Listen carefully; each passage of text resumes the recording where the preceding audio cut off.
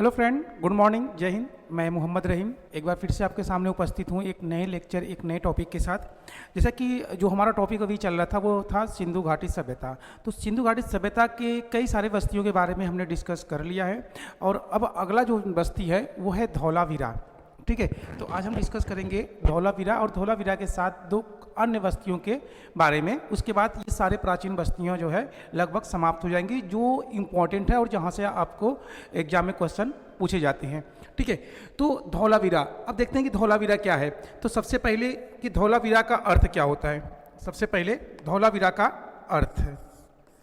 अगर हम धौलावीरा के अर्थ की बात करें तो धौलावीरा का अर्थ होता है सफ़ेद सफ़ेद कुआं।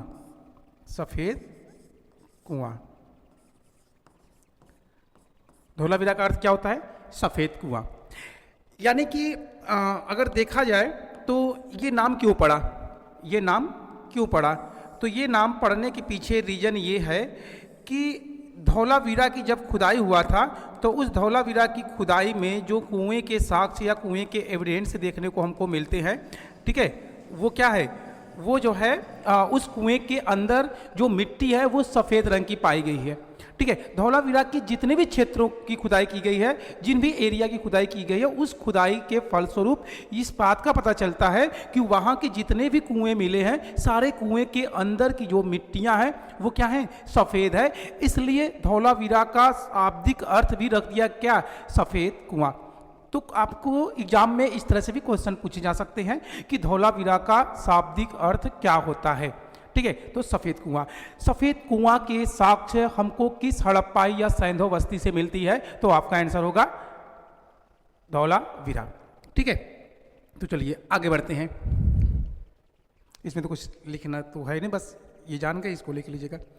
चलिए अब हम बात करते हैं धौलावीरा के बारे में कि क्या है धौलावीरा का। धौलावीरा,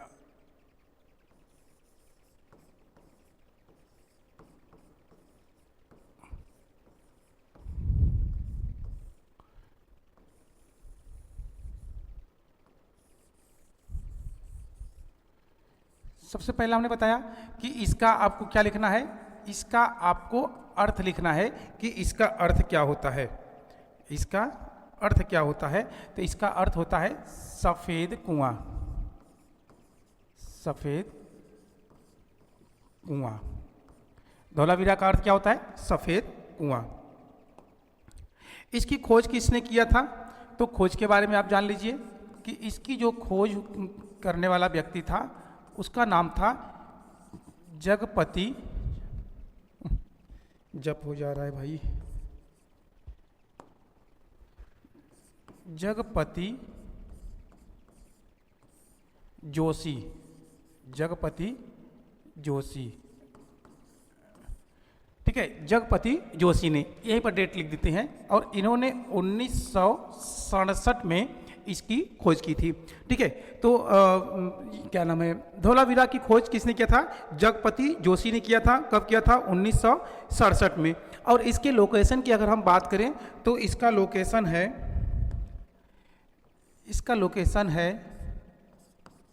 गुजरात का कच्छ। गुजरात का कच्छ का रण जैसे कि हम कहते हैं। और यहाँ पे खासकर जो एरिया हमको देखने को मिलती है वो दलदली एरिया देखने को मिलती है। ठीक है, तो ये धौलावीरा का है। अच्छा, यहाँ पे सबसे मुख्य जो प्रमाण या जो साक्ष्य या एविडेंस मिलते हैं तो वो क्या है? यहाँ से हमको मिलते हैं सफ़ेद कुआं। सफ़ेद कुआं के साक्ष्य। ठीक है, तो सफ़ेद कुआं के साक्ष्य हमको कहाँ से देखने को मिलते हैं? तो वो है धौलावीरा। एक बात आप याद रखिएगा कि सिंधु घाटी सभ्यता में जितने भी बस्तियां मिली हैं, हर बस्तियों में कहीं ना कहीं हमको कुएं के साक्ष्य मिलते हैं। ठीक है, क्योंकि उस समय उनको अपने पानी की उपलब्धता के लिए कुएं की आवश्यकता पड़ती है। देखा जाए तो ये स्टार्टिंग चरण में नहीं था, ये सिंधु घाटी सभ्यता के लास्ट टर्म में इस चीज़ के बारे में जानकारी मिलती है, क्योंकि शुरुआत में उनके पानी का कोई स्रोत नहीं था, तो वो कहाँ से अपना स्रोत पूरा करते थे? नदियों से, तालाबों से, और जब वर्षा होती थी तो वर्षा के पानी को वो स्नानागार बनाकर उसको एक जगह इकट्ठा करते थे और फिर वो उन पानियों का यूज करते थे। तो इसलिए कहा जाता है कि सिंधु घाटी सभ्यता में जैसे इस तरह का स्नानागार, कुआं और पूजा करने के लिए वृक्ष वगैरह, हाँ, वृक्ष में खासकर पीपल का और ये नीम का पेड़ हमको देखने को मिलता है पूजा के पर्पज से। ठीक है, तो कहने का मतलब ये है कि वो लोग हर तरह की सुविधाओं से लैस थे, कि कोई भी ऐसा चीज़ वर्तमान समय में नहीं था जिसको वो यूज ना कर सकते थे, सिर्फ टेक्नोलॉजी को छोड़ दिया जाए तो। अच्छा, और देखिए यहाँ से क्या हमको देखने को मिलता है? यहाँ से हमको देखने को मिलता है स्टेडियम के साक्ष्य, स्टेडियम के साक्ष्य।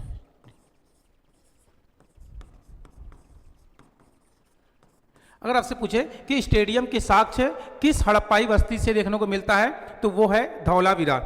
दूसरी चीज ये है कि स्टेडियम के साथ साथ आप एक चीज और याद रखिएगा,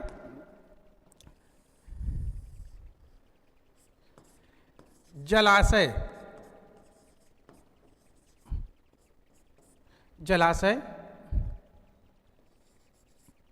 के साक्ष्य। यहां से 16 तालाब के भी साक्ष्य हमको देखने को मिलते हैं। कितने? 16 तालाब के साक्ष्य मिलते हैं। नोट करिए पहले इसको।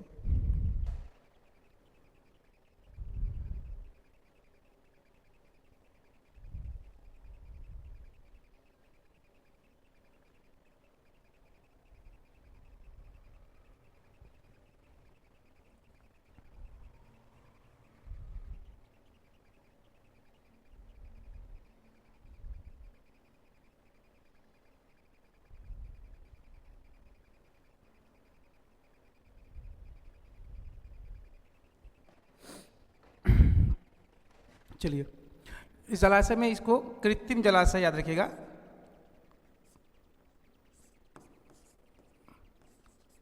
ठीक है, कृत्रिम जलाशय का मतलब समझ रहे हैं, यानी कि इंसानों के द्वारा जो है बनाया गया था। ठीक है, इंसानों के द्वारा इसको बनाया गया था, यानी कि निर्माण किया गया था। अच्छा, दूसरी चीज हमको यहां से और क्या साक्ष्य मिलते हैं? सुनामी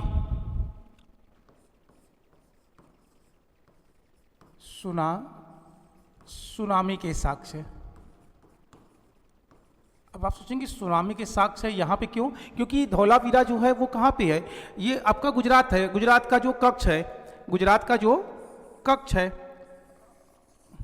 ठीक है, तो ये एरिया है, तो चूंकि समुद्र के किनारे है तो इसलिए सुनामी की भी संभावना पूरी तरीके से यहाँ पर है। और भारत में वैसे भी सबसे ऊंचे जो ज्वार भाटा आते हैं वो इसी एरिया में आते हैं। ठीक है, तो यहाँ से हमको सुनामी के भी साक्ष्य देखने को मिलते हैं।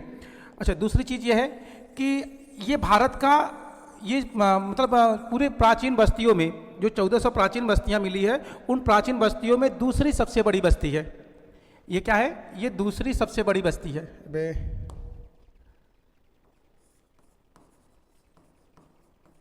दूसरा सबसे बड़ा बस्ती। आइए एक बार हम फिर से यहाँ पे रिपीट कर देते हैं कि बस्तियों का क्या है क्रम। सबसे पहले हम बात करते हैं उन 1400 प्राचीन बस्तियों में। इन 1400 प्राचीन बस्तियों में सबसे बड़ी बस्ती कौन सी थी? मोहनजोदड़ो।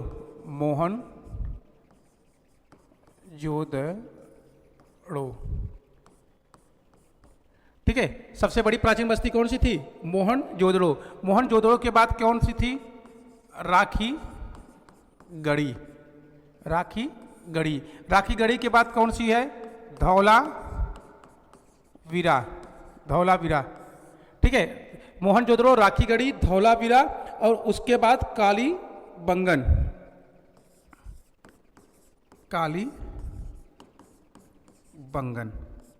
अब देखिए, अगर इस तरह से आपको एग्जाम में दे दिया जाए ABCD, ठीक है, इस तरह से आपको एग्जाम में दे दिया जाए और कहा जाए कि सिंधु घाटी सभ्यता या हड़प्पा सभ्यता की जो प्राचीन बस्तियां हैं उनको बढ़ते क्रम में या घटते क्रम में उसको व्यवस्थित तरीके से लिखिए, या फिर आपको दे दे कि कौन सा बड़ा है और कौन सा छोटा है, ठीक है, उसे क्रम से व्यवस्थित करिए, बड़ा से छोटा की तरफ बढ़े, ठीक है। तो ध्यान दीजिए कि इसमें जो सबसे बड़ी बस्ती है, इन 1400 प्राचीन बस्तियों में जो सबसे बड़ी बस्ती है वो है कौन सा, मोहनजोदड़ो। मोहनजोदड़ो के बाद दूसरे नंबर पे आता है राखीगढ़ी, तीसरे नंबर पे आता है धौलावीरा, तीसरे नंबर पे आता है धौलावीरा, और चौथे नंबर पे आता है कालीबंगन। अब आप सोचेंगे कि मैंने तो यहाँ पे दूसरे नंबर पे बताया है धौलावीरा को, तो हाँ, धौलावीरा दूसरे नंबर पर है। मैं वहां पे तीसरे नंबर पे क्यों लिखा हूं, मैं पूरे 1400 ओवरऑल बस्तियों के अकॉर्डिंग इसका नंबरिंग हमने तीसरे नंबर पे कर दिया। तो उसके पीछे रीजन ये है कि जब भारत और पाकिस्तान का विभाजन हुआ तो उस भारत और पाकिस्तान के विभाजन में जो मोहनजोदड़ो है वो चला गया है कहां पे, पाकिस्तान में। तो वर्तमान भारत में अगर पूछा जाए कि वर्तमान भारत की सबसे प्राचीन बस्तियों में, हाँ, सबसे प्राचीन बस्तियों में सबसे बड़ी बस्ती कौन सी है, ठीक है, यानी सिंधु घाटी सभ्यता का सबसे बड़ा बस्ती कौन सी है वर्तमान भारत में, तो वो कौन सा है, तो वो पहला नंबर आ जाएगा आपका कौन सा, राखीगढ़ी। पहला नंबर पे कौन सा आ जाएगा, ये राखीगढ़ी, ये पहला हो जाएगा, ये दूसरा हो जाएगा और ये तीसरा हो जाएगा भारत के पर्पस से, भारत के परिप्रेक्ष्य से, ठीक है।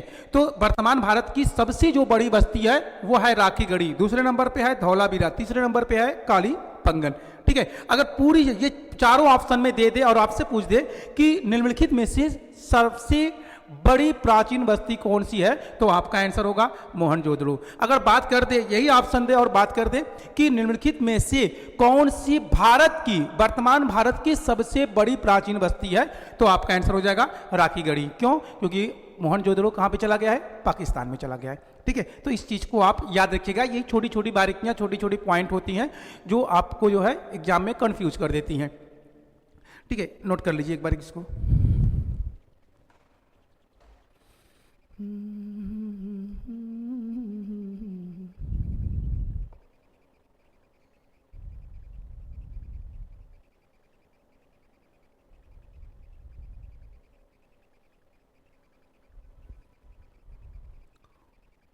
हो गया, चलिए आइए नेक्स्ट पे। अब हम बात करने वाले हैं कौन सी बस्ती का, रोपड़।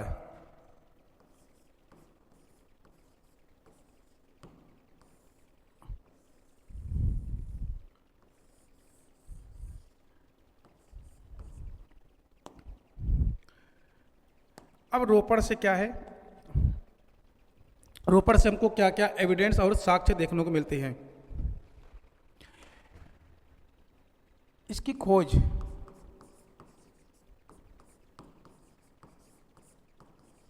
वीवी लाल ने किया है।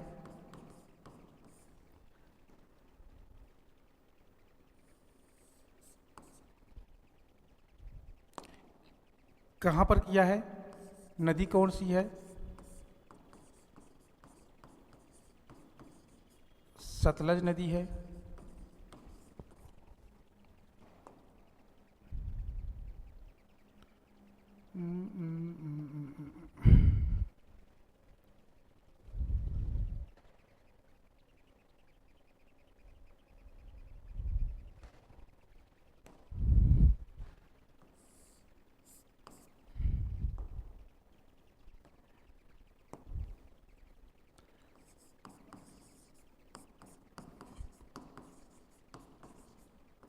पंजाब, वर्ष भी यहीं पे लिख देते हैं 1950। एक इम्पॉर्टेंट बात यह है इसमें,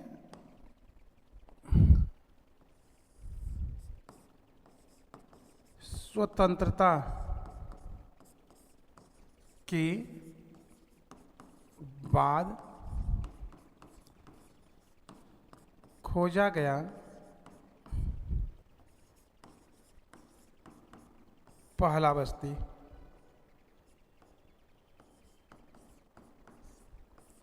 ठीक है, इसकी सबसे बड़ी इंपॉर्टेंटता क्या है कि स्वतंत्रता के बाद खोजा गया भारत की ये पहली बस्ती है। यानी जब भारत देश आजाद हुआ था 1947 में, तो 1947 में देश की आज़ादी के बाद आज़ादी के बाद खोजा गया ये क्या था, पहला बस्ती था। मुझे लगा लाइट चला गया, स्क्रीन दिख नहीं रहा था सामने, इसलिए कंफ्यूज हो गया। ठीक है, तो स्वतंत्रता के बाद खोजा गया भारत का पहला बस्ती कौन सा था, रोपड़। ठीक है, अब जब हमने आपको पिछले लेक्चर में बताया था कि स्वतंत्रता से पहले भारत में लगभग 60 प्राचीन बस्तियों की खोज की जा चुकी थी, जिसमें स्वतंत्रता के बाद बाकी 1340 बस्तियां स्वतंत्रता के बाद यानी कि आज़ादी के बाद खोजी गई थी। और आज़ादी के बाद खोजी गई बस्तियों में जो पहला बस्ती था वो था रोपड़। अब यहाँ पे दो क्वेश्चन बनते हैं। अगर आपसे पूछा जाए कि स्वतंत्रता से पहले खोजी गई पहली बस्ती कौन सी थी, तो हड़प्पा। स्वतंत्रता के बाद खोजी गई भारत की पहली बस्ती कौन सी थी, रोपड़। तो हड़प्पा में रोपड़ा। ठीक, हड़प्पा में रोपड़ा, इस तरह से याद रख लीजिए। ठीक है, अच्छा आइए अब यहाँ पे साक्ष्य देखते हैं कि साक्ष्य हमको क्या देखने को मिलते हैं, एविडेंस। आ जाओ, इसको एविडेंस को हम थोड़ा अलग तरीके से लिखते हैं।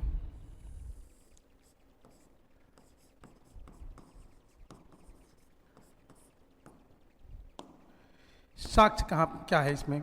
देखिए, रोपड़ से जो ये क्वेश्चन है ये काफ़ी इंपॉर्टेंट है और काफ़ी ज़्यादा एग्जामों में पूछे जाते हैं। यहाँ पे क्या मिला था, मानव के साथ कुत्ते को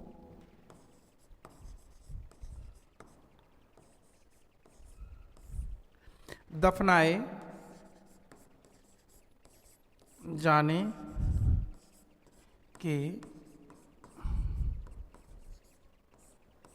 साक्ष्य। ठीक है, मानव के साथ कुत्ते को दफनाए जाने के साक्ष्य। अच्छा, एक चीज और हम आपको बता दें, ऐसा साक्ष्य हमको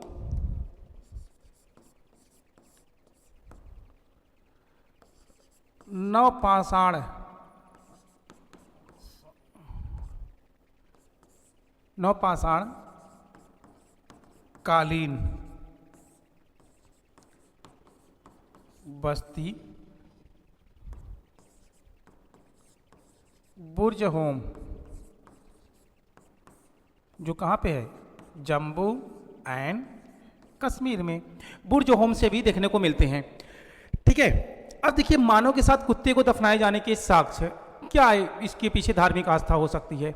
तो हमने जैसा कि बताया ना कि सिंधु घाटी सभ्यता हो, चाहे हमारा मिस्र की सभ्यता हो, मेसोपोटामिया की सभ्यता हो, वांगहो नदी घाटी की सभ्यता हो यानी कि चीन की सभ्यता, ठीक है, सारी सभ्यताओं में और खासकर भारत और मिस्र और मेसोपोटामिया की सभ्यता में ये चीज़ हमको देखने को मिला कि किसी भी परिजनों के मरने के बाद उनके साथ या तो उनकी पत्नी को दफन कर दिया जाता था या तो उनके पालतू पशु कुत्ता, बिल्ली, हाँ, भालू, जो भी कुछ मतलब उनका पालतू पशु रहा होगा उनको जो है दफना दिया जाता है। ठीक है, तो कुत्ते को का भी साक्ष्य हमको देखने को मिलता है, हमको बकरी के भी साक्ष्य देखने को मिलता है, हमको घोड़े के भी साक्ष्य देखने को मिलता है। ठीक है, कहीं कहीं मुर्गी वगैरह तक के भी लोग दफन कर देते हैं, मतलब उनके साथ कुछ न कुछ जाना चाहिए। अब उसके पीछे दो रीजन हो सकते हैं, या तो उनका प्रिय पदार्थ रहा होगा या उनका जो है प्रिय पशु या पालतू पशु रहा होगा। ठीक है, अब कहीं कहीं महिलाओं को क्यों, क्योंकि महिलाओं को मतलब मरने के बाद वो लोग जिंदा उसके साथ दफन कर देते थे, और जिनकी मतलब शादी नहीं हुआ है या फिर मान लीजिए कि उसके मरने से पहले ही उनकी स्त्री या उनकी पत्नी मर चुकी है, तो ऐसे कंडीशन में उनके लिए एक ही ऑप्शन था कि वो अपने किसी पालतू जानवर को अपने साथ लेकर जाए, यानी कि इस लोक को छोड़कर जब वो उस लोक में जाते हैं तो उन्हें उसकी ज़रूरत पड़ेगी, वो उसकी रक्षा करेगी। ठीक है, साथ में उनके खाने वाले प्रिय पदार्थ को भी उनके साथ भेज दिया जाता है। महिलाएं हैं तो वो अपने साथ आभूषण भी लेकर जाती थी। ठीक है, वहां जो है पहनकर नृत्य करेंगी यमराज के साथ। ठीक है, तो ये इस तरह के साक्ष्य या इस तरह के एविडेंस हमको देखने को मिलते हैं। आप मतलब कल्पना भी नहीं कर सकते कि मिस्र में ऐसे ऐसे एविडेंस मिले हैं कि मिस्र में जब राजा मरते थे जब राजा या रानी मरती थी तो राजा और रानी की जो दास या दासियां होती थी ना, वो लोग आपस में झगड़े, आपस में लड़ाइयां करती थी कि नहीं नहीं मैं जाऊंगी, मैं राजा का या मैं रानी का बड़े अच्छे से सेवा कर सकती हूँ, मैं उनको बहुत अच्छे से देख सकती हूँ। हाँ, वो हमको बहुत मानते थे, वो हमको बहुत चाहते थे, उनकी आखिरी इच्छा थी कि मेरे मरने के बाद तुम ही मेरे साथ चलो। लोग आपस में जिद करती थी, उनको लगता था कि ये करने से रानी के साथ जो भी जाएगा उस लोक में तो उसे जो है स्वर्ग की प्राप्ति होगा, उसको बहुत कुछ मिलेगा। मतलब अजीब तरीके से उनकी ये धार्मिक आस्था बनी हुई थी। दूसरी चीज जो मिस्र में हम मम्मी देखते हैं, मम्मी मतलब कि मरने के बाद एक प्रकार का लेप मसाला लगाकर उसको ताबूत में बंद करके पैक करके रखते हैं, तो उसके पीछे भी रीजन है, उसके पीछे भी रीजन है। रीजन ये नहीं कि वो अपने पूर्वजों को इस तरह से वो देखना चाहते हैं या वो रखना चाहते हैं, नहीं, वो देखना चाहते या रखना चाहते नहीं है, उनके पीछे ये पर्पज है। ध्यान दीजिएगा कि ताबूत जो मिस्र में हमको देखने को मिलती है, जो मम्मी देखने को मिलती है, तो उस मम्मी को मसाला लगाकर उसको सही सलामत सेफ तरीके से रखते हैं, तो उसके पीछे वजह यह है कि उनकी ये धार्मिक आस्था है कि ये मरे नहीं है, ये मरे नहीं है, ये इस लोक को छोड़कर दूसरे लोक में गए हैं, और उस लोक में जब वो गए, किस लिए गए हैं? घूमने टहलने के लिए, ऐश करने के लिए। और उस लोक से जब वो वापस इस लोक में आएंगे तो वो अपने शरीर को क्या करेंगे? धारण करेंगे। और ऐसे में अगर उनके शरीर को दफना दिया जाएगा या जला दिया जाएगा तो उनकी आत्मा क्या होगी? भटकेगी और फिर हमें परेशान करेगी। तो ये उनकी धार्मिक आस्था है, इस वजह से वहां के लोग इस तरह की चीजों को बनाकर रखते थे। अच्छा, ये चीजें ज्यादातर किसकी बनाई जाती थी? बड़े लोगों की, अमीर वर्ग की, राजा महाराजाओं की। क्यों? क्योंकि छोटे लोगों के पास इतने पैसे, इतनी कैपेसिटी नहीं थी कि वो इतने सारे जो है चीजों को मतलब प्रोसेस को करवा सके। ठीक है, काफी पैसे वगैरह लगते थे, उसमें जो है काफी खर्च होते थे वो मसाला तैयार करने में, ताबूत बनाने में। ठीक है, ये सारे प्रोसेस था, तो उनका यही आस्था था। सोचिए अगर इनकी आस्थाएं अगर काम कर जाए और वो आकर अपना शरीर धारण कर ले, जैसे एक फिरौन है जो जिसके बारे में कहा जाता है कि इसने इस्लाम को दुनिया से ख़त्म कर देने की बात की थी कि मैं इस दुनिया से इस्लाम को पूरी तरीके से ख़त्म कर दूंगा, समाप्त कर दूंगा। उस फिरौन का बॉडी आज भी जो है मिस्र के पिरामिड में रखा हुआ है। ठीक है, तो मसाला लगाकर, लेप लगाकर, कहीं वो फिरौन जो है इजराइल तो नहीं है, नेतन्याहू, वो भी मारा जाएगा कुछ दिन में। चलो कोई बात नहीं। ठीक है, तो ये एविडेंस और ये साक्ष्य हमको देखने को मिलते हैं। ठीक है, नोट कर लीजिए इसको। हाँ, अच्छा, मैं इसको बताया नहीं। ठीक है, तो मानव के साथ कुत्ते को दफनाए जाने के साक्ष्य कहाँ से मिलते हैं? रोपड़। अब सोचो कि इसको याद रखना भी आसान है एकदम, मतलब आप ये समझो कि अरे यार क्या हुआ था, अरे मालिक के साथ कुत्ते को भी दफना दिए जिंदा, ओहो रोना आ गया। तो रोना क्यों आया, क्यों रो पड़े? क्योंकि रोपड़ में घटना एक हो गई थी। कौन सी घटना? मालिक के साथ कुत्ते को दफना दिए सब गधे ने। और ऐसा ये पहली बार नहीं हुआ, इसके पहले भी हो चुका था। सिंधु घाटी सभ्यता से पहले जब नवपाषाण काल का समय चल रहा था, लगभग 400 ईसा पूर्व की बात हम कर रहे हैं, अरे 4000 ईसा पूर्व। नवपाषाण काल का जो समय है वो लगभग 4000 ईसा पूर्व की है। ठीक है, क्योंकि 3000 ईसा पूर्व में तो आ गया था सिंधु घाटी सभ्यता, तो 4000 ईसा पूर्व में यानी कि नवपाषाण काल में जो है, हाँ, बुर्ज होम कहाँ पर है? ये जम्मू कश्मीर में है। और जम्मू कश्मीर से हमको एक कब्र मिलता है और उस कब्र में देखा जाता है कि मालिक के साथ कुत्ते को और मालिक के साथ बकरी को भी दफनाए जाने के साक्ष्य, एविडेंस हमको देखने को मिलते हैं। ठीक है, ये भी उनकी धार्मिक आस्था रही होगी। ध्यान देखिएगा, कभी कभी पूछता है कि बुर्ज होम,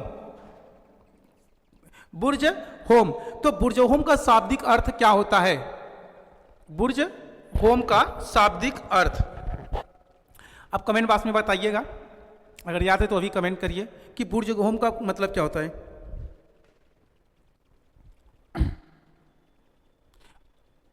बुर्ज होम का अर्थ गुफा होता है। चलिए इसको अच्छे नोट करिए, फिर आगे बढ़ते हैं।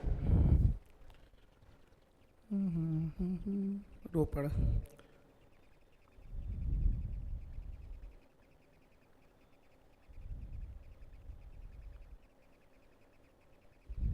चलिए इसी पर एक हम और बता ही देते हैं यहीं पर, क्या अलग से।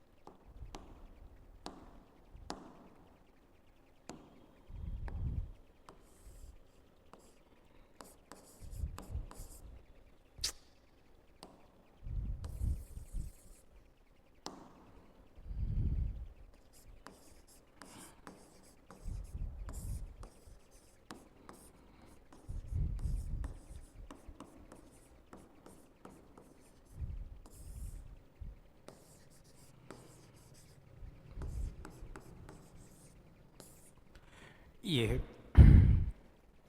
ठीक है, विश्व के विशालतम कब्रगाह की अगर हम बात करें तो वो हमको कहाँ से, सलौनी से देखने को मिलता है। ये यूपी का एरिया है। ठीक है, इसके बारे में ज़्यादा क्वेश्चन कुछ नहीं पूछता है, कभी भी नहीं पूछा है, फिर भी इसलिए मैं इसको बता दे रहा हूँ क्योंकि ये विश्व का विशालतम यानी विश्व का सबसे बड़ा कब्रिस्तान के साक्ष्य हमको कहाँ से देखने को मिलती है, तो वो यूपी से। इसको याद ऐसे रखिएगा कि यूपी भी जो है क्या है, वो बड़ा है, बड़ी जनसंख्या वाला भारत का राज्य है। तो यहाँ से हमको मिलता है बड़े कब्र मतलब वो इतना बड़ा है कि विश्व का ये विशालतम कब्रगाहों में से एक है।